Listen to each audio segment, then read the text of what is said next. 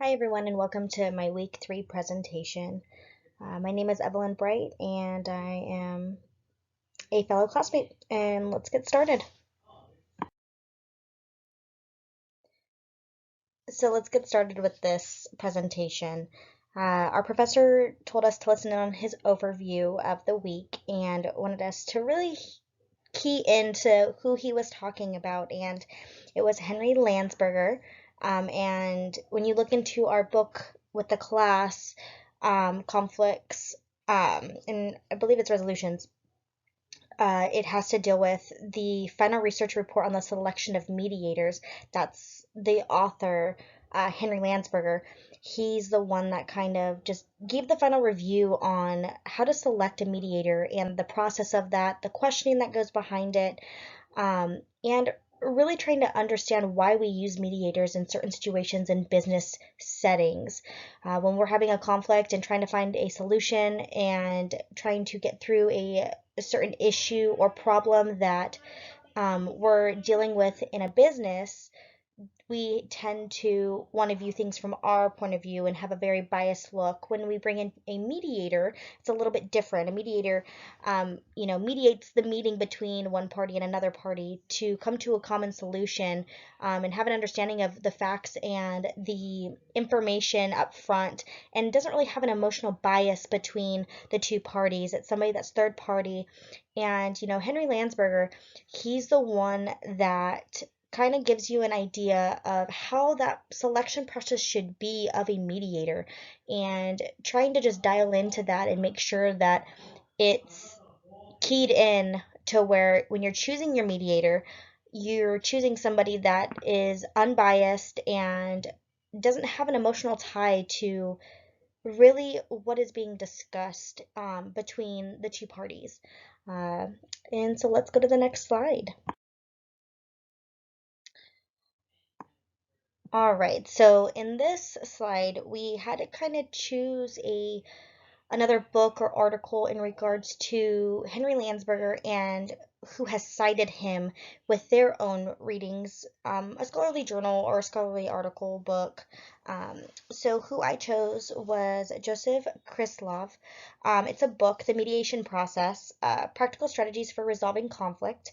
And when I was kind of reading through his stuff, it was just really just diving into the fact of obviously the selection process of a mediator, but also the strategies it takes to resolve the conflict at hand, and how that mediator kind of handles that situation and takes the burden off of somebody like a manager or human resources or whoever it may be, to where it's an unbiased, unemotional, linkage or tie to whatever conflicts being dealt with at hand between the manager and employee, coworker, whatever it may be.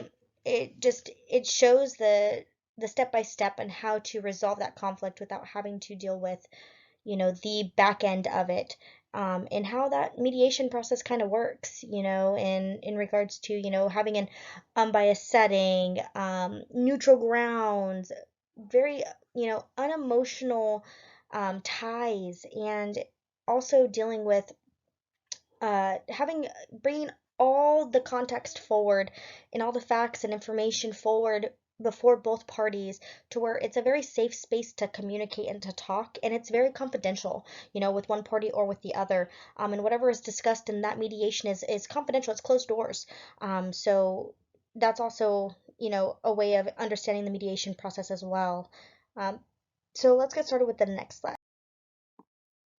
All right, so in this slide, we kind of just had to give a understanding of mediation.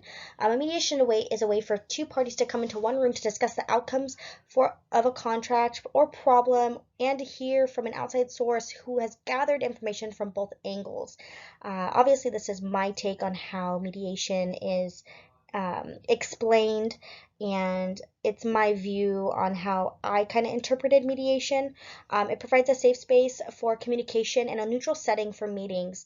It brings a third party individual who is not emotionally involved in the conversation to bring forward any underlying issues that might be an issue to move forward with a deal or a solution between the both parties.